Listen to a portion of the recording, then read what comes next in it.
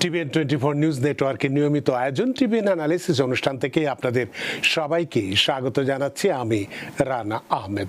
সুপ্রিয় দর্শক, আপনারা এই মুহূর্তে যারা ঘরে টেলিভিশন সেটের সামনে বসে অনুষ্ঠানটি দেখছেন কিংবা আর একটু পরে টেলিভিশন সেটের সামনে বসে আপনাদের এই প্রিয় অনুষ্ঠানটি উপভোগ করবেন, কিংবা এই মুহূর্তে যারা ফেসবুক লাইভে ঢুকেছেন অথবা আর একটু পরে ফেসবুক লাইভে ঢুকবেন, কিংবা আরও পরে সময় সুযোগ মতো যারা ইউটিউবে অনুষ্ঠানটি দেখবেন, তাদেরকেও আগাম স্বাগত জানিয়ে রাখি। সুপ্রিয় দর্শক, আজকে আমরা ইমিগ্রেশন নিয়ে কথা বলবো, খুব গুরুত্বপূর্ণ একটি বিষয়, এবং সেই সাথে সাথে একটি খারাপ খবরও আমরা দেব যে সিটিজেনশিপ নিয়ে। আমরা এই ইমিগ্রেশনের ডামাডোলের ভিতরে, আইসের কঠোরতার ভিতরে কিন্তু ভুলেই গেছি যে আমাদের সিটিজেনশিপের কি হতে যাচ্ছে। আমাদের আবেদনের ক্ষেত্রে অনেকেই যোগ্যতা থাকা সত্ত্বেও আমরা আবেদন করছি না, ভয় করি না, বা যে কোনো কারণেই করি না কেন আমরা করছি না, এটাই সত্যি। কিন্তু দুঃখের যে বিষয়টি বা যে বিষয়টি খারাপ খবর হিসেবে বলতে চাচ্ছি সেটি হচ্ছে যারা এখনও আবেদন করেননি, যোগ্যতা থাকা সত্ত্বেও বা এলিজিবল হওয়ার পরেও আবেদন করেননি, তাদের জন্যে এই মুহূর্তে আবেদন করাটা অত্যন্ত সুবিধাজনক হবে আর্থিক দিক দিয়ে। কিন্তু তারপরেও যদি না করেন তাহলে এই গত সোমবার, অর্থাৎ আজকে তো মঙ্গলবার, গতকালকেই কিন্তু একটি বিষয় বা একটি খবর আমাদের কাছে এসছে যে এই সিটিজেনশিপের আবেদনের যে ফিটি আছে, যেটা আগে ছিল $725, সেটি কিন্তু বেড়ে $1330 প্রস্তাব করা হয়েছে, এবং এটা খুব শীঘ্রই কার্যকরী হতে যাচ্ছে। সুতরাং যারা এখনও আবেদন করেননি তারা যত দ্রুত সম্ভব আবেদন করে ফেলুন, তা না হলে এই বর্ধিত ফি এর ঝামেলায় কিন্তু আপনারা পড়ে যাবেন, অর্থাৎ প্রায় ডবল, অর্থাৎ দ্বিগুণ আপনাদেরকে ফি দিতে হবে। এই বিষয়টি নজর রাখার জন্য আজকে আমরা আলোচনা করব, এবং সেই সাথে কিভাবে সহজেই আমেরিকার নাগরিকত্ব লাভ করা যাবে সেটি তো বিস্তারিতভাবে কথা বলবই। সুপ্রিয় দর্শকের বাইরেও আপনাদের যদি ইমিগ্রেশন সংক্রান্ত যে কোনো ধরনের প্রশ্ন থাক না কেন, সেই প্রশ্নগুলো করবার জন্য আমাদের টেলিভিশন স্ক্রিনে যে টেলিফোন নম্বরটি ভেসে উঠেছে, তারপরেও আমি বলে দিচ্ছি 646-307-9828। এই নম্বরে ফোন করতে পারেন, কিংবা যাদের ফোন করতে একান্তই অসুবিধায় তারা আমাদের ফেসবুকেও প্রশ্ন রাখতে পারেন। আমরা সবগুলো প্রশ্নের উত্তর দেওয়ার চেষ্টা করব, এবং ইত্যকার এই সমস্ত বিষয় আলোচনা করবার জন্য আমাদের স্টুডিওর সঙ্গে সংযুক্ত হয়েছেন আমাদের সকলের প্রিয়জন, প্রিয় মানুষ, প্রিয় মুখ, প্রিয় অ্যাটর্নি মাহফুজুর রহমান। অ্যাটর্নি মাহফুজুর রহমান, আপনাকে স্বাগত। ধন্যবাদ জানাবো, এবং ধন্যবাদ টিভিএন 24 কে আমন্ত্রণ জানানোর জন্য। আপনাকেও অসংখ্য ধন্যবাদ যে আপনার সারাদিনের কর্মক্লান্তি, ব্যস্ততা সবকিছু উপেক্ষা করে আমাদের সাথে সংযুক্ত হয়েছেন, এবং যে বিষয়টি নিয়ে আমরা আলোচনা করতে চাই যে সহজে আমরা কিভাবে আমেরিকার নাগরিকত্ব লাভ করব। কিন্তু তার আগে যে বিষয়টি আমরা জানতে চাচ্ছি, যে আমাদের কাছে খবর আছে যে যারা এই সিটিজেনশিপের জন্য আবেদন করবেন খুব শিগগিরই কার্যকরী হতে যাচ্ছে। যে ফিটি আগে $725 ছিল, সেটি $1330 উন্নীত হতে যাচ্ছে। বিষয়টি নিয়ে যদি একটু ব্যাখ্যা করেন অ্যাটর্নি মাহফুজুর রহমান। ধন্যবাদ জানা ভাই। এটা আসলে একটা খুবই ফাইন্যান্সিয়ালি একটা বড় বার্ডেন চলে আসবে যারা আগামী 2 মাস পরে সিটিজেনশিপ আবেদন করবে, কারণ এই সোমবারই যে ইউএসসিএস তাদের প্রস্তাবনা দিয়েছে যে নতুন রুল অনুযায়ী তারা ফিটি ইনক্রিজ করতে যাচ্ছে, যেটা বর্তমান 760 থেকে আপনি যে বছর আপনার 710 যেটা আপনার অনলাইন ছিল, অ্যাকর্ডিংলি সেটা $1330 আপনার পৌঁছাবে। তো সেক্ষেত্রে এবং ফি ওয়েভের অপশনও সম্ভবত বাতিল হয়ে যাবে। তো সেক্ষেত্রে বোঝা যাচ্ছে যে আগামী 2 মাস পরে যখন এই রুলটি কার্যকর হবে, তখন কিন্তু যারা সিটিজেনশিপের জন্য আবেদন করবে তাদেরকে একটা হিউজ ফাইন্যান্সিয়াল বার্ডেনের সম্মুখীন হতে হবে। অনেক ধন্যবাদ অ্যাটর্নি মাহফুজুর রহমান। তো এখন আমরা মূল আলোচনায় আসতে চাই, যেহেতু এই বিষয়টি আপনি ব্যাখ্যা করলেন যে খুব শীঘ্রই ইউএসসিআই যেহেতু প্রস্তাবনা করেছে, এবং এই প্রস্তাবনাটা যে খুব শীঘ্রই কার্যকরী হবে তাতে কোনো সন্দেহ নেই। সুতরাং সুপ্রিয় দর্শক নিশ্চয়ই বুঝতে পেরেছেন যে খবরটি যেহেতু খুবই বাস্তবসম্মত এবং সত্যি এটি ঘটতে যাচ্ছে, সে কারণে আপনাদেরকে অবহিত করলাম যারা এই মুহূর্ত পর্যন্ত, অর্থাৎ আগামীকালও যারা এটার এলিজিবল, অর্থাৎ নাগরিকত্ব আবেদন করার জন্য এলিজিবল বা যোগ্যতা অর্জন করবেন, তারা অবশ্যই যত তাড়াতাড়ি সম্ভব আবেদন করুন। তা নইলে এই কষ্টে অর্জিত অর্থ কিন্তু অতিরিক্ত, অর্থাৎ প্রায় দ্বিগুণ অর্থ আপনাদেরকে দিতে হবে এই ইউএসসিআইএস এর ফান্ডে। সুতরাং যত তাড়াতাড়ি সম্ভব আমরা আবেদন করে ফেলি। এখন আমরা আপনার কাছে জানতে চাইব প্রথমে এই যে বর্তমানে আমেরিকার যে নাগরিকত্ব পাওয়ার প্রধান এবং বৈধ যে উপায়গুলো রয়েছে, সেই উপায়গুলো যদি যদি একটু ব্যাখ্যা করেন, কারণ এর মধ্যে আমরা অনেকেই ভুলে যেতে পারি, অথবা নতুন যারা এটার এই এলিজেবল হচ্ছে তাদের হয়তো না জানা থাকতে পারে। এই বিষয়টি যদি একটু ব্যাখ্যা করেন। আপনি কিন্তু খুব সুন্দরভাবে বলেছেন যে যারা এলিজিবল সিটিজেনশিপের জন্য দেরি না করে তারা অতি সত্বর আবেদন করে ফেলা উচিত। আপনার এই কথাটির সাথে আমার আরো, যখন আমি ল স্কুলে ছিলাম, আমার প্রফেসর ইমিগ্রেশন ল যিনি পড়িয়েছিলেন উনি কিন্তু সেম কথাটা বলেছে। এটার একটা কারণ রয়েছে। যখন কেউ এলিজিবল হয়, আমি আসবো আলোচনায় যে কারা কোন পর্যায়ে সিটিজেনশিপের জন্য এলিজিবল হয়। এলিজিবল হওয়ার নেক্সট ডেতেই কিন্তু আপনার সিটিজেনশিপের জন্য আবেদন করে ফেলা উচিত। কারণ হচ্ছে আপনার যদি গ্রিন কার্ড থাকে এবং আপনি যদি ডিলে করেন সিটিজেনশিপ আবেদন করার ক্ষেত্রে, এনি টাইম যে কোনো কিছু আপনার কোনো একটা ব্যক্তির মানে আপনার চলে আসতে পারে সিচুয়েশন, যেটাকে বিশেষ করে যে আপনার ক্রাইম রিলেটেড কোনো একটা ইনসিডেন্ট চলে আসলো যেটাতে কিনা উনি ফল্টে পড়ে গেল, সেক্ষেত্রে কিন্তু ওনার সিটিজেনশিপ পেতে কিন্তু একটা বিরাট বাধাগ্রস্ত হতে পারে এবং ডিপোর্টেবল সিচুয়েশনও চলে আসতে পারে। সেটা খেয়াল রাখতে হবে যে ওখানে এলিজিবিলিটি আসবে সাথে সাথেই কিন্তু বিলম্ব না করে সিটিজেনশিপ জন্য আবেদন করে ফেলা উচিত। এখন হচ্ছে যে যারা গ্রিন কার্ড অর্জন করে, এটা কিন্তু খেয়াল রাখতে হবে যে গ্রিন কার্ডটা যে সিটিজেনশিপের যে সময়কাল সেটা পাড়ি দেওয়ার সময় তাকে কিন্তু খুব সতর্ক থাকতে হবে। বিশেষ করে কোনো প্রকার ক্রাইমের সাথে ইনভলভ হওয়া যাবেই না। ইভেন আপনার ট্রাফিক টিকেটের ক্ষেত্রেও কিন্তু সতর্ক থাকতে হবে। যদি কোনো ট্রাফিক ভায়োলেশন হয়ে থাকে এবং যেটা কিনা $500 বেশি তাকে ফাইন প্রদান করতে হয়, সেক্ষেত্রেও কিন্তু উনি $500 কি এটা কি যে কোনো একটা কেসের ক্ষেত্রে, নাকি সারা বছর ধরে 500-র অধিক যদি করে সেক্ষেত্রে এই সমস্যাটা হতে পারে, কোনটা? থ্যাংক ইউ রানাবে। এটা যে কোনো একটা সিঙ্গেল ইনসিডেন্টের সিঙ্গেল ভায়োলেশন অথবা মারাত্মক স্পিডিং ভায়োলেশন অথবা রেড লাইট ভায়োলেশন যেটা কিনা $500 তাকে ফাইন প্রদান করতে হয়েছে, সেক্ষেত্রেও কিন্তু তাকে এটা সিটিজেনশিপ পেতে বাধাগ্রস্ত করবে। এবং এছাড়াও যদি কোনো ক্রাইমে কনভিক্টেড হয়ে থাকে সেক্ষেত্রেও কিন্তু গুড মোরাল ক্যারেক্টারের ক্ষেত্রে যেটা বিবেচনা করা হবে না, সেক্ষেত্রেও তাকে কিন্তু আবার দীর্ঘ সময় অপেক্ষা করতে হতে পারে। এখন কথা হচ্ছে যে সিটিজেনশিপ যে কারা আবেদন করতে পারে, ইন জেনারেল যেটা ল সেটি হচ্ছে যারা গ্রিন কার্ড পায় সেক্ষেত্রে তাদেরকে 4 বছর 9 মাস, মানে 5 বছর হিসাব করা হয়, 3 মাস গ্রেস দেওয়া হয়েছে। আপনার 4 বছর 9 মাসেই আবেদন করতে পারে, যেন 5 বছরের মাথায় যেন সিটিজেনশিপ আবেদন করতে পারে। এটা হচ্ছে জেনারেল রুল। এছাড়াও আরো বিভিন্ন ক্যাটাগরি রয়েছে। বিশেষ করে যারা ইউএস সিটিজেনের স্পাউস থাকে তারা কিন্তু 3 বছর, দ্যাট মিনস হচ্ছে 2 বছর 9 মাসের মাথায় করতে পারে সিটিজেনশিপের জন্য। আর সিটিজেনশিপের যে সময়কাল গণনা করা হয় যে 5 ইয়ার্স অথবা 3 ইয়ার্স, সেটা হচ্ছে বিগত 5 বছরের মধ্যে ওনাকে হাফ টাইম আমেরিকা ফিজিক্যালি অবস্থান করতে হবে এবং আমেরিকার বাইরে কখনো 6 মাসের অধিক একটানা থাকা চলবে না। সেক্ষেত্রে যদি থেকে থাকে 6 মাসের বেশি, সেক্ষেত্রে তার কন্টিনিউয়াসলি সেটা কিন্তু ব্রেক আপ হয়ে যাবে। সেই ক্ষেত্রে তখন আবার তাকে এডিশনাল প্রুফ দেখাতে হবে যে ওই 6 মাস যে বেশি ছিল সেই সময়ে উনি ইউএস এর যে ডোমিসাইল রেসিডেন্সি সেটা উনি পরিত্যাগ করেনি। অনেক ধন্যবাদ। এই ক্ষেত্রে অনেকেই, আপনি বিয়ের কথাটা বলেছেন, তো অনেক ক্ষেত্রে বিয়ের মাধ্যমে নাগরিকত্ব পাওয়া নিয়ে অনেক একটা ভুল ধারণাও রয়ে গেছে। পাশাপাশি যে একজন নাগরিক, মার্কিন নাগরিককে যদি বিয়ে করলেই কি স্বয়ংক্রিয়ভাবে নাগরিকত্ব পাওয়া যাবে, নাকি সেক্ষেত্রে আপনি 3 বছরের কথা বললেন, বা অন্য কোনো আর কোনো শর্ত আছে কিনা? এখানে যারা বিয়ে করে নাগরিকত্ব পাওয়ার পথ চলার পথে প্রথমে গ্রিন কার্ড দেওয়া হয়ে থাকে, সেই গ্রিন কার্ডটি দেওয়া হয় যদি উনি বিয়ে করার 2 বছরের মাথায় যদি গ্রিন কার্ড পেয়ে থাকে, সেক্ষেত্রে উনি 2 ইয়ার্স এর আপনার কন্ডিশনাল রেসিডেন্সি পেয়ে থাকে। সেক্ষেত্রে তাকে আপনার রেসিডেন্সি রিমুভের জন্য আবেদন করতে হবে 1 বছর 9 মাসের মাথায়। সেটি কন্ডিশন রিমুভ হলে তারপর সিটিজেনশিপের জন্য আবেদন করতে পারবে।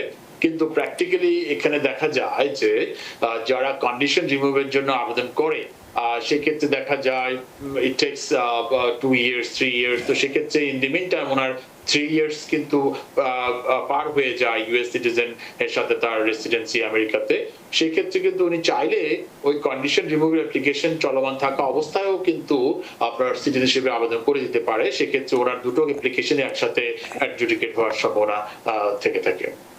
অনেক ধন্যবাদ। আরেকটি প্রশ্ন আপনাকে আমি করতে চাই যে যাদের অতীতে, সেটা অতীত, সুদূর অতীতই হোক, দূর অতীতই হোক বা নিকট অতীতেই হোক, যেখানেই হোক না কেন, অতীতে ইমিগ্রেশন সংক্রান্ত যদি কোনো সমস্যা, যদিও আপনি বললেন যে যদি অপরাধ করে থাকে, তো ইমিগ্রেশন সংক্রান্ত যে কোনো ধরনের সমস্যাই হতে পারে, ট্যাক্স বকেয়া বা ছোটোখাটো অপরাধের রেকর্ড যেটা আপনি বললেন সেটা, সেক্ষেত্রে নাগরিকত্ব পাওয়ার সম্ভাবনা কি একেবারেই ক্ষীণ বা কতটুকু থাকে?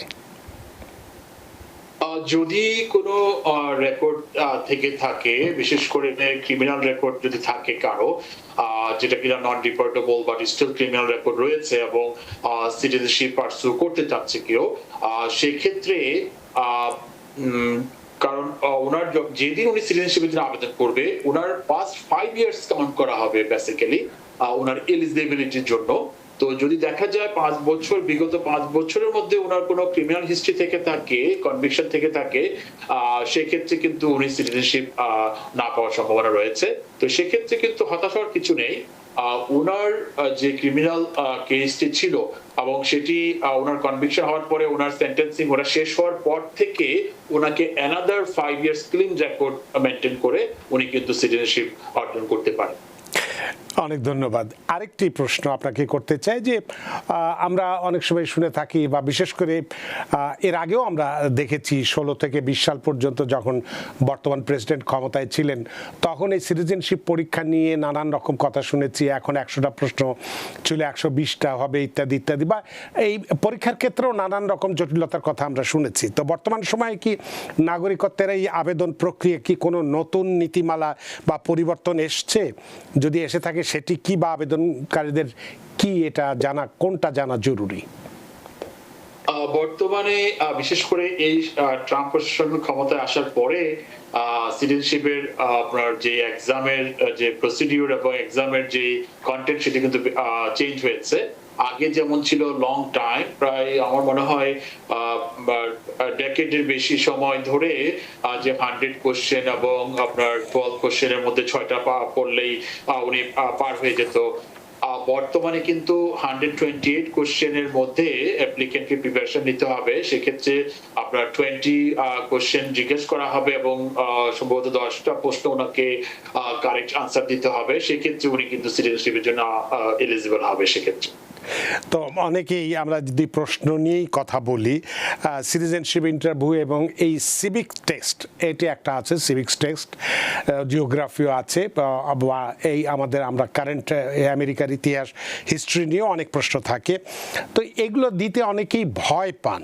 এই পরীক্ষায় কি ধরনের প্রশ্ন হয় মোটামুটিভাবে, বা কিভাবে তাদের প্রস্তুতি নেওয়া উচিত একজন যিনি আজকে কালকে আবেদন করবেন, তার জন্য আপনি কি পরামর্শ দেবেন? সেক্ষেত্রে সাজেশন অলরেডি দেওয়াই আছে যে 128 কোশ্চেন, সেখানে কিন্তু সবকিছু আছে, যে আমেরিকার হিস্ট্রি, সিভিক্স এবং যে আমাদের যে কনস্টিটিউশন, এভরিথিং ওখানে পার্ট বাই পার্ট দেওয়া আছে। ওনাকে শুধুমাত্র সেই 128 কোশ্চেনের মধ্যে প্রিপারেশন নিলে চলবে এবং ওখান থেকে ওনার প্রশ্ন জিজ্ঞেস করা হবে ওনার জন্য।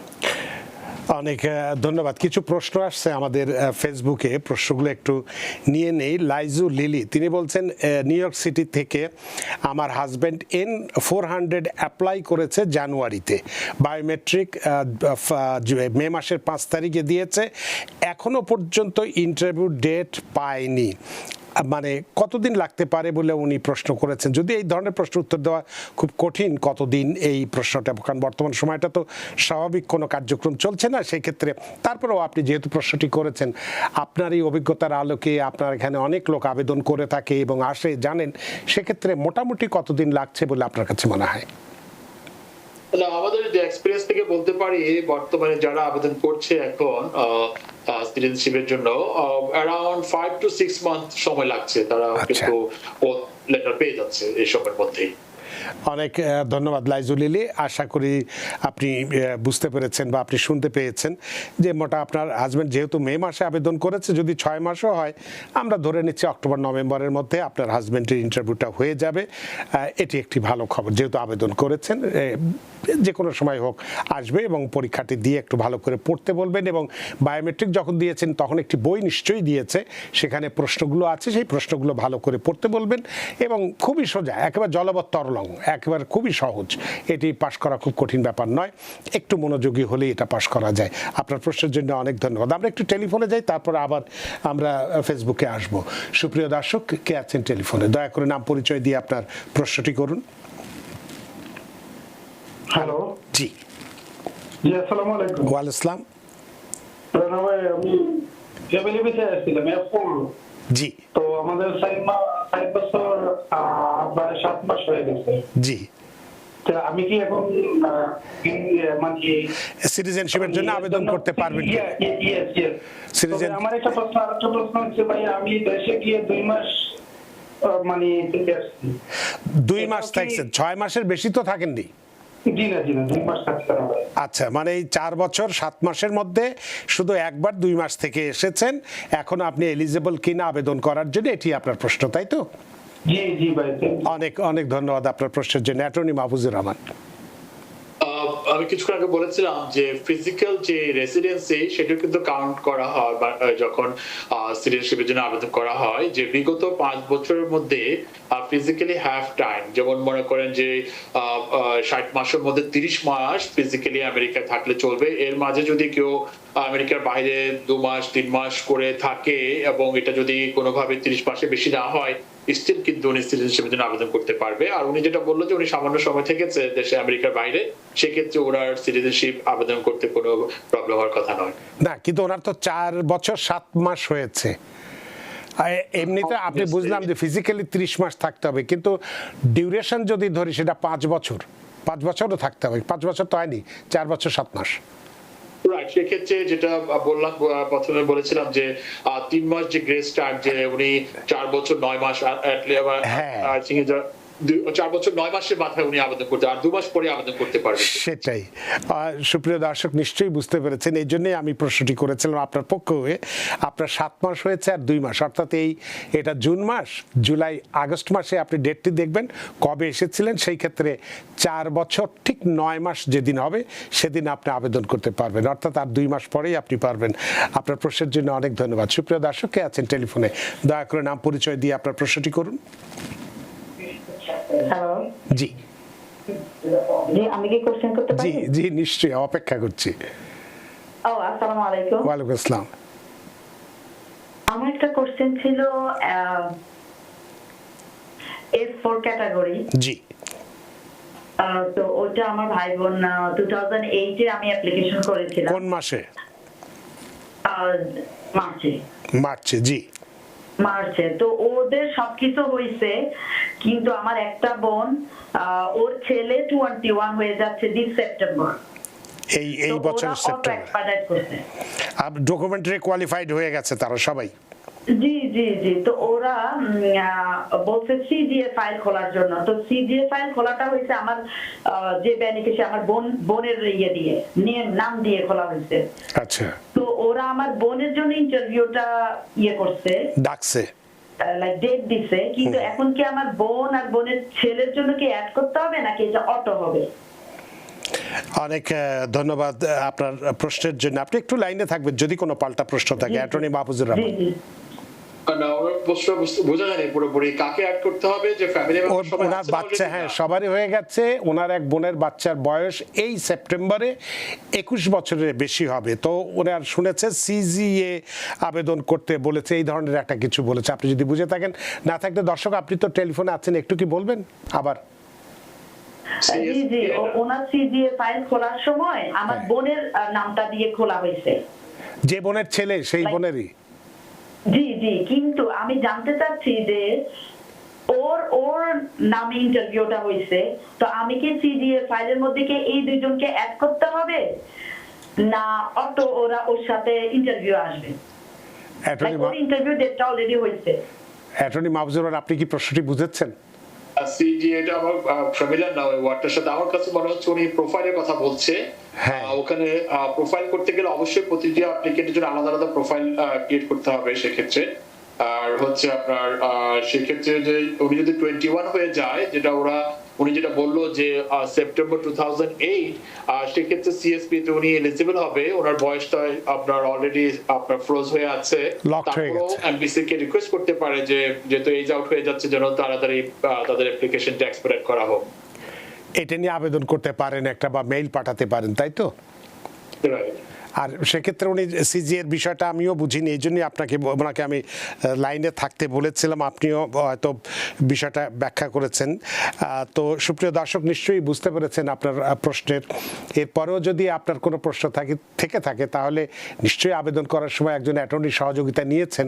যদি নাও নিয়ে থাকেন তাহলে যেহেতু এটা ক্রুশিয়াল সময় চলছে এবং এত সেই 2008 সালে আবেদন করার পরে এই 2026 18 বছর পরে ইন্টারভিউয়ের তারিখ পেয়েছেন, এই বিষয়টি যেহেতু একটু স্পর্শকাতর, সেই কারণে যদি আপনার অ্যাটর্নি না থেকে থাকে একজন আপনার পছন্দ মতো যে কোনো অ্যাটর্নির কাছে যে কাগজপত্রগুলো নিয়ে একটু পরামর্শ নিন, নিশ্চয়ই সেটি ভালো হবে।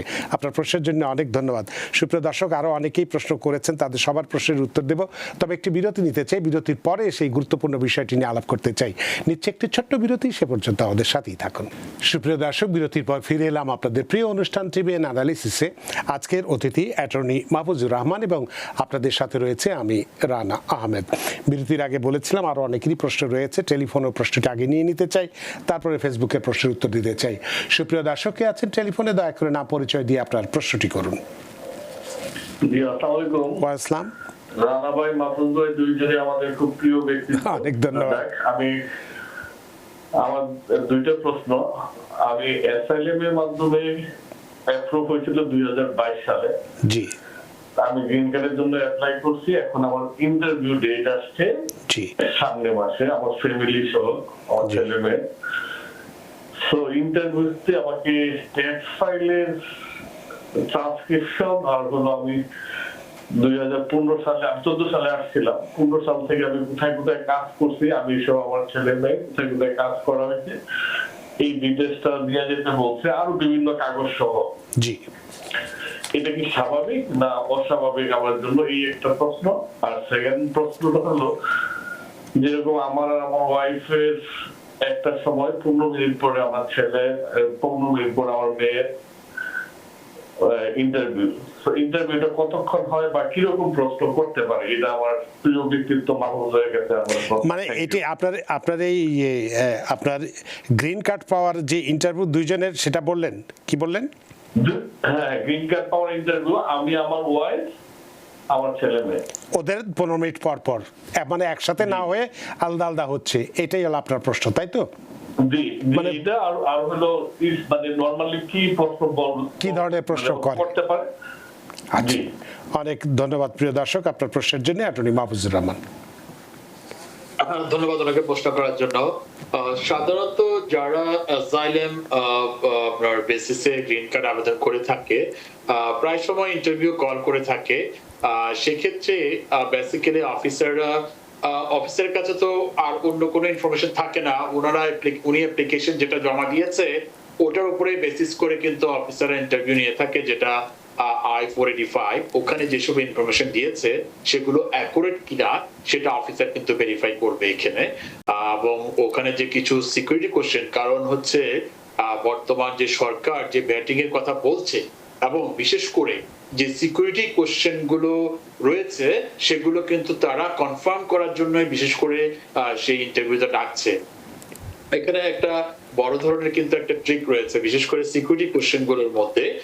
ওখানে কিন্তু একটা বড় ধরনের, আমরা যে শুনি প্রায় সময় যে কারো গ্রিন কার্ড রিভোক করেছে অথবা দেখা যাচ্ছে যে সিটিজেনশিপ রিভোক করেছে, সেটা কিন্তু হচ্ছে যে এই 485 প্লাস এন্ড 400 যেটা সিটিজেনশিপ, ওই দুটো অ্যাপ্লিকেশনে একটা কিন্তু ট্র্যাপ কোশ্চেন রয়েছে। সেটি হচ্ছে, have you ever committed any crime that you are not arrested or you are not convicted?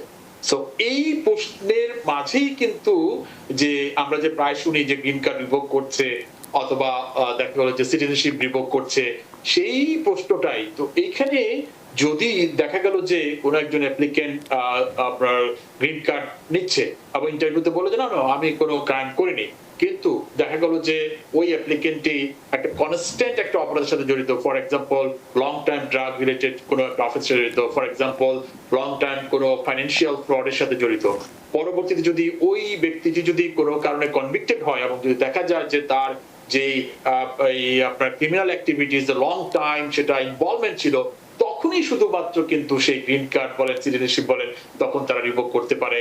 সাধারণত যদি কারো কোনো ক্রাইম থাকে এবং সেক্ষেত্রে কিন্তু সিটিজেনশিপ রিভোক হয় না যদি তারা রেগুলার কোনো ক্রাইমের সাথে ইনভলভ হয়, যেটা কিনা তার প্রি যে সিটিজেনশিপ পাওয়ার ক্ষেত্রে অথবা যদি না হয় সেক্ষেত্রে কিন্তু কারো সিটিজেনশিপ রিভোক হয় না। পাশাপাশি যে গ্রিন কার্ডের ক্ষেত্রে সেটিও কিন্তু সিমিলার রিজন হতে পারে। জাস্ট আমি শুধু একটা প্রসঙ্গ আসলো বলে সেটা বললাম। আর ওনার যে প্রশ্ন, ওনাকে স্ক্যার হওয়ার কোনো কারণ নাই, এটা খুব রেগুলার একটা ইন্টারভিউ, ভয় পাওয়ার কোনো কারণ নাই। ওনার শুধু সেই জিনিসগুলো কনফার্ম করবে ওনার যে ইনফরমেশন দিয়েছে। আর এখানে আরেকটি প্রশ্ন, আরেকটি গুরুত্বপূর্ণ বিষয় খেয়াল রাখতে হবে, সেটি হচ্ছে গ্রিন কার্ডের আবেদনের ক্ষেত্রে বিশেষ করে অ্যাসাইলাম বেসের ক্ষেত্রে যারা যেই সংগঠনের সাথে বিশেষ করে যদি পলিটিক্যাল বেস অ্যাসাইলাম হয়ে থাকে, ওই অ্যাপ্লিকেন্ট যদি কোনো এমন এক সংগঠনের সাথে জড়িত যা কিনা ইউএস গভর্নমেন্ট আপনার টিয়ার 3 টেররিস্ট অর্গানাইজেশন অথবা এই ধরনের কোনো একটা ডেজিগনেশন অলরেডি দিয়ে রেখেছে, সেক্ষেত্রে কিন্তু অনেক কেয়ারফুল থাকতে হবে ইন্টারভিউতে। বিশেষ করে এমন কিছু ট্রিক কোশ্চেন করতে পারে, সেই ক্ষেত্রে কিন্তু তখন কিন্তু ম্যাটেরিয়াল সাপোর্টের মাঝে ফেলে কিন্তু গ্রিন কার্ড তখন তাকে না দেওয়ারও কিন্তু একটা সিদ্ধান্ত তারা নিতে পারে। তো সেক্ষেত্রে খুবই সতর্ক থাকতে হবে। এটা ইন্টারভিউ যদিও এটা খুব সহজ, বাট স্টিল এটা কিন্তু কিছু ট্রিক রয়েছে এখানে। সেক্ষেত্রে অবশ্যই ওনার বিজ্ঞ অ্যাটর্নির সাথে আলাপ করতে হবে, প্রয়োজনে অ্যাটর্নির সাথে রাখলে উনি তাহলে সেফলি ওনার ইন্টারভিউটি উনি সম্পন্ন করে আসতে পারবেন। তো উনি যেটা বলেছেন যে 22 সালে উনি আবেদন করেছিলেন, 26 সালে এসে ইন্টারভিউ ডেট পেয়েছেন, ট্যাক্স ফাইল, তারপর 2015 সাল থেকে কোথায় কি কাজ করেছেন ইত্যাদি ইত্যাদি নানান যে প্রশ্ন, যে কাগজপত্রগুলো দিতে বলেছেন বা সাথে করে নিয়ে যেতে বলেছেন, এটি উনি প্রশ্ন করেছেন যে এই অবস্থাটা কি স্বাভাবিক না অস্বাভাবিক? এটা স্বাভাবিক যে ট্যাক্স ফাইলের কাগজ অবশ্যই নিয়ে যাবে, বিশেষ করে ট্রান্সক্রিপ্ট। এটার কারণটা বুঝতে হবে কেন ট্যাক্স ফাইল চাচ্ছে বা দিচ্ছে। এটি হচ্ছে ডিসক্রিশন, কারণ স্টিল যে গ্রিন কার্ড দেওয়াটা এটা হচ্ছে অ্যাটর্নি জেনারেলের ডিসক্রিশন। যদিও যেটা অ্যাসাইলাম বেস, এখানে কোনো যেটা আমরা বিগত সময় অনুষ্ঠানে আলাপ করেছি যে তারা এক্সট্রাঅর্ডিনারি সার্কামস্টেন্সেস না হলে গ্রিন কার্ড দিবে না, সেটা অন্য ক্যাটাগরি, কিন্তু অ্যাসাইলাম ক্যাটাগরিতে এই ধরনের কোনো কন্ডিশন নেই। বাট স্টিল সেটি হচ্ছে attorney general discretion, as a right কিন্তু কেউ সেটা ক্লেম করতে পারে না গ্রিন কার্ড এদেশে। এটা অ্যাটর্নি জেনারেল ডিসক্রিশন যখন অ্যাপ্লাই করবে দেখবে যে গুড মরাল ক্যারেক্টার, কোনো ক্রিমিনাল কনভিকশন আছে কিনা, পাশাপাশি হচ্ছে যে এই দেশে যখন থাকছে কাজ করছে ট্যাক্স পে করছে কিনা। This is the one of the point যে সে আপনার ডিসক্রিশন অ্যাপ্লাই করার ক্ষেত্রে অফিসার দেখবে ও নো কাজ করছে, ট্যাক্সও পে করছে, so I can give him the grant his application. তো উনি আরেকটি প্রশ্ন করেছিলেন যে ওনার হাজব্যান্ড ওয়াইফকে একসাথেই হয়তো ডেকেছেন, কিন্তু দুটো বাচ্চা আছে, তাদেরকে 15 মিনিট পর পর ডেকেছেন। সেক্ষেত্রে মানে উনি হয়তো একটু অস্বাভাবিক মনে করছেন বা একটু ভয়ও পেতে পারেন। আপনি একটু যদি পরামর্শ দেন যে কেন এটি করেছে এবং কেন কোনো এটা হয়তো বা ওদের স্কেজুলিং, কারণ অনেক ক্ষেত্রে যে ইউএসসিআইএস এর যে স্কেজুলিং গুলো অনেক সময় কম্পিউটারাইজ হয়ে থাকে, সেক্ষেত্রে ওরা ভয় পাওয়ার কোনো কারণ নেই। হয়তো বা ফ্যামিলি সবাই একসাথেও নিতে পারে, অফিসাররা যদি সেটা আপনার ফ্লেক্সিবল হয়ে থাকে সেক্ষেত্রে ওরা স্ক্যান হওয়ার কোনো কারণ নেই। এটা আসলে জাস্ট আমার মনে হয় যেটা কম্পিউটারে যেভাবে ওরা সেট করা আছে সেভাবে হয়েছে। ওনারা ফ্যামিলি সহ গেলে হয়তো বা একসাথে এক রুমেই ওনারা ইন্টারভিউ সম্পন্ন করে চলে আসতে পারে। অনেক ধন্যবাদ প্রিয় দর্শক, অনেকক্ষণ আপনার প্রশ্নের জবাব দিয়েছি এবং অনেকগুলো কথাই আমরা বলেছি। সবচেয়ে বড় কথা হলো যে কারণ দেখিয়ে আপনি অ্যাসাইলাম নিয়েছিলেন, যেটা অ্যাসাইলাম কেস আপনার অ্যাপ্রুভড হয়েছে, এই কথাগুলো এবং যে প্রশ্নগুলো করবে সেটি যেন মিল থাকে, অমিল যেন না হয়, গড়মিল যেন না হয়। তাহলে হয়তো আমরা চাই না, আমরা চাই যে আপনার এটা তাড়াতাড়ি, কারণ এত কষ্টের পরে তারপরেও 22 সালে অ্যাপ্রুভ হওয়ার পরে এতদিন পরে আপনার ইন্টারভিউ এসে আপনি সফল হন, সেই কামনা রইল। আশা করি আপনার প্রশ্নের উত্তর পেয়েছেন। সুপ্রিয় দর্শক, কে আছেন টেলিফোনে? দয়া করে নাম পরিচয় দিয়ে আপনার প্রশ্নটি করুন। হ্যালো, আসসালামু আলাইকুম। ওয়ালাইকুম আসসালাম। আমি রাবানা বলছি। আমার একটা কোয়েশ্চেন ছিল। করুন। মাই কোয়েশ্চেন ইজ, আমার মা তার বোনের জন্য, মানে আমার খালার জন্য অ্যাপ্লাই করেছিল 2008 এ। কোন মাসে? এন্ড লাস্ট ইয়ার আমার লাইক সব ফিজ এন্ড এভরিথিং নেওয়া হয়েছে, এন্ড আমাদেরকে বলা হয়েছে যে আমরা ওয়েট করি। বাট এখন পর্যন্ত আমরা কোনো নোটিস পাইনি। So can you give me any like insight যে কি হতে পারে, বা লাইক আমি কনফিউজড এখানে, কারণ আমরা 2008 এ অ্যাপ্লাই করেছি, অনেকে যারা আরো পরে অ্যাপ্লাই করেছিল তাদের অলরেডি লাইক ডেট চলে আসছে। আচ্ছা, কিন্তু এটা কেন হচ্ছে, দেরি কেন হচ্ছে, এটি আপনার কোয়েরি বা আপনার আমার প্রশ্ন? কোয়েশ্চেন, আমি ফিল সব দিয়ে ফেলেছি, ফিটি সমস্ত দেওয়া হয়েছে। অনেক ধন্যবাদ রুবানা আপনার প্রশ্নের জন্য। অ্যাটর্নি মাহফুজুর রহমান। পিডিরও আরো অনেকগুলো এখানে আপনার কাজ করতে হয়, যেমন DS-260 ফিল আপ করতে হয়, সিভিল ডকুমেন্ট আপলোড করতে হয়, স্পন্সরের কাগজপত্র সাবমিট করতে হয়। উনি যদি এসব সবকিছু কমপ্লিট করে তখন কিন্তু একটা নোটিফিকেশন আছে যেটাকে ডিকিউ বলা হয়। আর ন্যাশনাল ভিসা সেন্টারের যে নোটিফিকেশন, ওই নোটিফিকেশন অনুযায়ী ওরা বলে থাকে যে ডিকিউ নো ম্যাটার হোয়াট, যাদের যে সিরিয়াল থাকুক, ডিকিউ যখন হবে সেই ডিকিউ অনুযায়ী তারা সিরিয়ালটা নির্ধারণ করে থাকে। সো ডিকিউ হলে ওনার আগে যারা আছে ওদেরটা সম্পূর্ণ করার পরেই কিন্তু ওনাকে ইন্টারভিউতে ডাকবে। অনেক ধন্যবাদ রবানা। আশা করি আপনার প্রশ্নের উত্তর হচ্ছে, যদি আপনার ডিকিউ হয়ে থাকে তাহলে দ্রুত পেয়ে যাবেন, আর ডিকিউ না হলে হয় তাহলে যে কথাগুলো বলা হলো DS-260 এবং অন্যান্য কাগজপত্র যেগুলো আছে সেগুলো সাবমিট করার পরে হয়তো আপনার সময়টা আসবে। তবে এটি একটি আনইউজুয়াল ব্যাপার। যদি অ্যাটর্নির মাধ্যমে আবেদন করে থাকেন তাহলে বিষয়টি তার সঙ্গে আলাপ করুন, এবং যদি তাও না করে থাকেন, যদি শুধু নিজেরাই করে থাকেন, তাহলে একজন অ্যাটর্নির সঙ্গে সমস্ত কাগজপত্র নিয়ে একটু আলাপ করুন, তাহলে হয়তো বিষয়টি আপনার কাছে আরও পরিষ্কার হবে। কারণ আমরা এখানে আপনার শুধুমাত্র এই কথার ভিত্তিতে যে প্রশ্নগুলো উত্তর দিচ্ছি এগুলো কিন্তু অনেকটা বায়ুর মতো। আপনার রাস্তাটি আমরা দেখিয়ে দিচ্ছি, সিদ্ধান্ত আপনাকে নিতে হবে যে আপনার এখন কি করণীয়। অনেক ধন্যবাদ আপনার প্রশ্নের জন্য। আমরা একটু ফেসবুকে প্রশ্ন আসছি। স্মৃতির ক্যানভাস নামটি বেশ মজার। তিনি বলছেন যে special immigrant juvenile deferred action granted June 4, এখন আমি ওয়ার্ক পারমিটের জন্য অ্যাপ্লাই করছি, ওয়ার্ক পারমিট আসতে কতদিন লাগতে পারে সাধারণ নিয়মে? সাধারণত এই ধরনের ক্যাটাগরিতে করলে 3 থেকে 5 মাসের মধ্যে উনি হয়তো পেয়ে যেতে পারে ওয়ার্ক পারমিট। তো আপনি যেহেতু জুনে এই মাসে কেবল করেছেন, মাত্র কয়েকদিন অপেক্ষা করুন, 3-4 মাস হয়তো তখন পেয়ে যাবেন। আপনার প্রশ্নের জন্য ধন্যবাদ। ওমর ফারুক তিনি বলছেন CRBA অ্যাপ্লিকেশনের ক্ষেত্রে পাসপোর্ট দিয়ে কি ফিজিক্যাল প্রেজেন্ট প্রমাণ করা সম্ভব? যেহেতু সন্তানের বাবা মারা গেছে, অন্য কোনো ডকুমেন্ট আমার কাছে নেই, বিষয়টি নিয়ে কি উত্তর দেবেন? সেক্ষেত্রে হ্যাঁ, এলিজিবিলিটির ক্ষেত্রে চাইল্ড যখন বর্ন হয়েছে তখন থেকে ওই যে কোনো এক প্যারেন্টসের আমেরিকায় কিন্তু 5 বছরের যে ফিজিক্যাল প্রেজেন্স সেটা দেখাতে হয়। অবশ্যই passport one of the proof. সেক্ষেত্রে যে ওনার ইন এক্সিট সেগুলো যদি উনি যদি স্পষ্টভাবে থাকে, সেই প্রুফটাও কিন্তু এমবিসিতে দেখাতে পারে সিআরবি নেওয়ার জন্য। অনেক ধন্যবাদ ওমর ফারুক। আশা করি প্রশ্নের উত্তর পেয়েছেন। উদ্দিন মোহাম্মদ তুহিন তিনি ভিসা পজ নিয়ে কিছু জানতে চান, যদিও এই বিষয়টি নিয়ে আমরা আগামীকাল বিস্তারিত কথা বলবো, তারপর আজকে যদি আপনি কিছু বলেন। ভিসা পজের বিষয়ে যেটা আমরা সম্ভবত আমিও একটা অনুষ্ঠান আলাপ করেছিলাম যে এখন সাউদার্ন ডিস্ট্রিক্টে যেটা ফাইনাল সবকিছু সাবমিট হয়ে গিয়েছে, হয়তোবা আমরা খুব সুন একটা সিদ্ধান্ত আসতে পারে যে ক্লাস অ্যাকশন যেটা ক্লিনিক ভার্সেস যেটা রুবিও যেটা মামলা চলছে, সেক্ষেত্রে June 2 কিন্তু ফাইনাল আর্গুমেন্ট, এবং যেটা আপনার বোস্টনের যেটা যে কেসটা ছিল সেই কেসে কিন্তু যেটা একটা বাংলাদেশি ভদ্রলোকের পক্ষে কিন্তু রায় দিয়েছিল যে এই ব্যানটি অবৈধ এবং এই ব্যক্তিকে ভিসা দেওয়া হোক ওই ক্লায়েন্টকে। ওটা ছিল হচ্ছে সিঙ্গেল অর্ডার, এবং সেটার রেফারেন্সও কিন্তু দেওয়া হয়েছে এখানে সাউদার্ন ডিস্ট্রিক্টে। তো আমরা আশা করি খুব সুন একটা সিদ্ধান্ত আসবে, এবং হয়তোবা মাস অথবা 2 মাসের মধ্যে একটা পজিটিভ রেজাল্ট আসার সম্ভাবনা রয়েছে, এবং ব্যানটি হয়তোবা খুলে যাওয়ার সম্ভাবনা রয়েছে। অনেক ধন্যবাদ উদ্দিন মোহাম্মদ তুহিন। আশা করি আপনার সংক্ষিপ্ত পেয়েছেন। তবে এই বিষয়টি নিয়ে আমরা কালকে বিস্তারিত কথা বলবো, এর প্রভাব কি হতে পারে, ফলাফল কি হতে পারে, কি ইম্প্যাক্ট আছে ইত্যাদি নিয়ে বিস্তারিত বিষয়ে আমরা আগামীকাল ইনশাল্লাহ আলোচনা করব। কালকে আপনি এই যদি অনুষ্ঠানটি দেখেন শোনেন তাহলে নিশ্চয়ই বিস্তারিত তথ্য পাবেন। রোকেয়া চৌধুরী তিনি বলছেন যে every 60 days an email comes about my daughter's embassy. How many emails will comes after the email of the embassy? কি উত্তর আছে আপনার কাছে?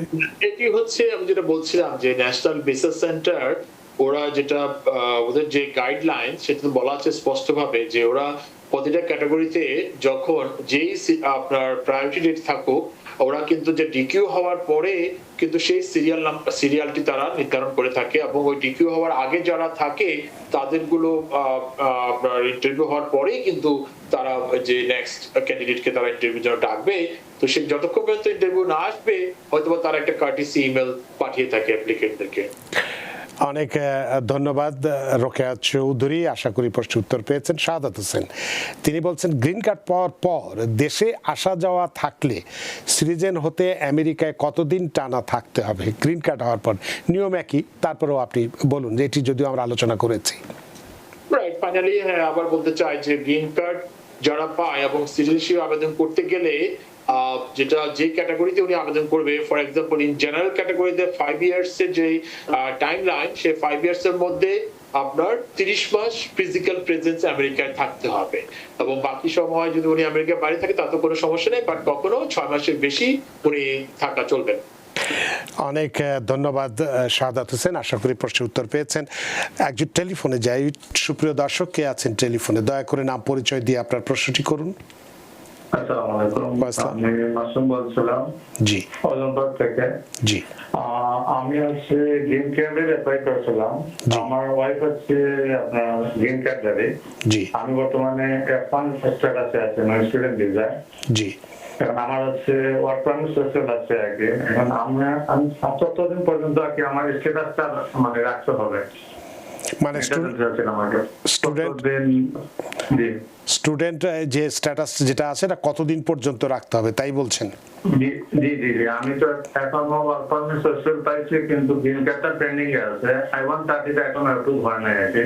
আচ্ছা, এমনকি আমার স্টুডেন্ট স্ট্যাটাস কি আপনার গ্রিন কার্ড পাওয়ার আগ পর্যন্ত ধরে রাখতে হবে, নাকি এখন মানে ছেড়ে দিলে কোনো সমস্যা হবে কিনা আমার স্ট্যাটাসে, এটাই। অনেক ধন্যবাদ মাসুম আপনার প্রশ্নের জন্য। অ্যাটর্নি মাহফুজুর রহমান, উনি বর্তমান যে আপনার ইমিগ্রেশন এনভায়রনমেন্ট এবং যে সরকারের যে পলিসি এই অনুযায়ী ওনাকে বলতে চাই যে এই পরিস্থিতিতে ওনার অ্যাডজাস্টমেন্ট পেন্ডিং আছে ওনার গ্রিন কার্ডধারী স্পাউসের মাধ্যমে। এক্ষেত্রে ওনার F1 স্ট্যাটাসটা ওনার মেনটেন করাটা ওনার জন্য শ্রেয় হবে। অনেক ধন্যবাদ জনাব মাসুম, আশা করি আপনার প্রশ্নের উত্তর পেয়েছেন। সুপ্রিয় দর্শক, কে আছেন টেলিফোনে? দয়া করে নাম পরিচয় দিয়ে আপনার প্রশ্নটি করুন। Hello, good night. কেমন আছেন? আশা করি ভালো। জি, আমার নাম হচ্ছে রোজ, আমি নিউ ইয়র্ক থেকে বলছি। জি, আমার মার গ্রিন কার্ড রিনিউ করতে দেওয়া হয়েছে। জি, ফিঙ্গারপ্রিন্ট নেওয়া হয়েছে নভেম্বরের 28-এ। জি, কিন্তু আমি এখনো গ্রিন কার্ড পাচ্ছি না। জি, আমাকে কি করতে হবে? এখন কি করণীয় সেটি আপনি জানতে চাচ্ছেন। অনেক ধন্যবাদ রোজ আপনার প্রশ্নের জন্য। অ্যাটর্নি মাহফুজুর রহমান, সাধারণত গ্রিন কার্ড রিনিউ 5 থেকে 6 মাসে বেশিরভাগ অ্যাপ্লিকেশন অ্যাডজুডিকেট হয়ে যায়, সামটাইমস বেশি সময় লাগে।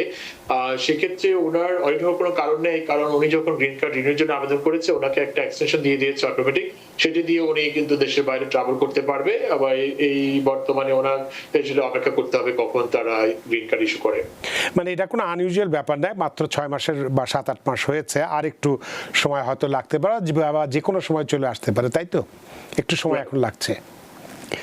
অনেক ধন্যবাদ রোজ, আশা করি আপনার প্রশ্নের উত্তর পেয়েছেন। আমাদের হাতে সময় নেই, সময়ের দড়িতে বাধার সময় সে আমরা টপকানো কঠিনতে অনুষ্ঠান শেষ করতে হবে। তবে আজকের যে বিষয়টি নিয়ে আমরা কথা বলছিলাম সিটিজেনশিপ নিয়ে, এবং এই মুহূর্তে কেন আবেদন করা জরুরি সেটিও আমরা বলেছি, এবং এই যে সিটিজেনশিপ পেলে কি ধরনের সুযোগ সুবিধা পাওয়া যেতে পারে বা কি কি দায়িত্ব পালন করতে হয় এই বিষয়টি নিয়ে, এবং আজকের অনুষ্ঠান দেখার পরে আমাদের বাংলাদেশি কমিউনিটির জন্য আপনার সবচেয়ে গুরুত্বপূর্ণ কি পরামর্শ থাকতে পারে আজকের বিষয় নিয়ে। অ্যাটর্নি মাহফুজ, সেক্ষেত্রে বলবো যে হয়তো আমরা আলোচনা করেছি অনেকগুলো বিষয় নিয়ে, আমার কাছে যেটা মনে হচ্ছিল যে আরেকটি পয়েন্ট আমি যুক্ত করা দরকার ছিল, সেটি হচ্ছে সিটিজেনশিপ যখন আবেদন করবে অ্যাপ্লিকেশনটির জন্য নির্ভুল হয়। এটি কিন্তু একটা খুব গুরুত্বপূর্ণ একটি পয়েন্ট। যখন তারা আবেদন করবে এখানে কিন্তু 18 পেজের একটা অ্যাপ্লিকেশন রয়েছে এবং লটস অফ সিকিউরিটি কোশ্চেন রয়েছে, এখানে কিন্তু অনেক রকম ভেরিয়েশন থাকে। তো সেক্ষেত্রে অবশ্যই যেন যারা অভিজ্ঞ, বিশেষ করে যারা লিগ্যাল এক্সপার্ট এবং অ্যাটর্নি অফিস দ্বারা যেন তারা ওই সিটিজেনশিপের আবেদনটি করে, এতে কিন্তু তারা নিজেদেরকে সেভ করতে পারবে যে কোনো বিপত্তি থেকে। অনেক ধন্যবাদ অ্যাটর্নি মাহফুজুর রহমান। সুপ্রিয় দর্শক, নিশ্চয়ই বুঝতে পেরেছেন এর গুরুত্ব কতটুকু। অ্যাটর্নি মাহফুজুর রহমান, আপনিও অনেক ব্যস্ত মানুষ, সব ব্যস্ততা উপেক্ষা করে আমাদের সাথে সংযুক্ত হয়েছেন এবং আজকের গুরুত্বপূর্ণ বিষয় নিয়ে কথা বলেছেন, দর্শকদের অনেকগুলো প্রশ্নের উত্তর দিয়েছেন। আপনার আলোচনার মধ্য দিয়ে আমরা সত্যি ঋদ্ধ এবং প্রাণিত। ধন্যবাদ জানা ভাই, এবং আবার ধন্যবাদ জানাতে চাই সুন্দরভাবে অনুষ্ঠান পরিচালনা করার জন্য। আপনাকে আবারও ধন্যবাদ। সুপ্রিয় দর্শক, আমরা এতক্ষণ আলোচনা করলাম কিভাবে আমরা সহজে আমেরিকার নাগরিকত্ব লাভ করতে পারি। বিষয়টি অত্যন্ত গুরুত্বপূর্ণ, কারণ এই দেশে আসি আমরা অনেক স্বপ্ন নিয়ে, অনেক কিছু করবার আশা নিয়ে আমরা আসি, এবং সেটি বাস্তবায়িত হওয়া তখনই সম্ভবপর যখন আমরা একটি পাসপোর্ট পাই বা এই দেশের নাগরিকত্ব লাভ করি। অর্থাৎ এই যে বলছিলাম যে কি সুযোগ সুবিধা পেতে পারি, একটি ভোট দেওয়া আমাদের অধিকার, এটি কিন্তু কেবলমাত্র সিটিজেনশিপ পেলেই এটা সম্ভবপর, তার আগে কিন্তু নয়। তার আগে হয়তো অনেক কিছুই আমরা করতে পারি। সুতরাং বিষয়টি গুরুত্ব দিয়ে অনুধাবন করুন, এবং যারা যোগ্য হয়েছে তারা কালকেই যেন আবেদন করে ফেলি, কারণ এর ফলে একটা আর্থিক বিষয় সংশ্লিষ্ট রয়েছে। কারণ ইউএসসিআই যেহেতু এটা প্রস্তাবনা করেছে $1330 যাবে, সুতরাং এই যে দ্বিগুণ অর্থ যেটা আমাদের পকেট থেকে যাবে সেটা যাতে না দিতে হয়, যারা আমরা এলিজিবল হয়েছি তারা যেন আগামীকালের মধ্যেই আবেদন করি। আশা করি আজকের অনুষ্ঠান আপনাদের যথেষ্ট ভালো লেগেছে। সুপ্রিয় দর্শক, যে যেখানেই থাকুন, ভালো থাকুন, সুস্থ থাকুন, নিরাপদে থাকুন। TVN 24 নিউজ নেটওয়ার্কের সাথেই শুভরাত্রি।